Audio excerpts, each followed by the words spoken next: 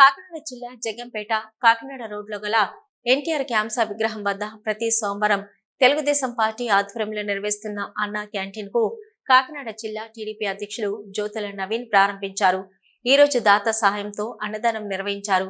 ఈ సందర్భంగా జ్యోతుల నవీన్ మాట్లాడుతూ, గత ప్రభుత్వం పేదల నోటికాడ అన్నం లాగి అన్నా క్యాంటీన్లు రద్దు చేసినందుకు నిరసనగా జగ్గంపేటలో గత సంవత్సరం 8 మాసాలుగా అన్నా క్యాంటీన్ నిర్వహించడం జరుగుతుందన్నారు.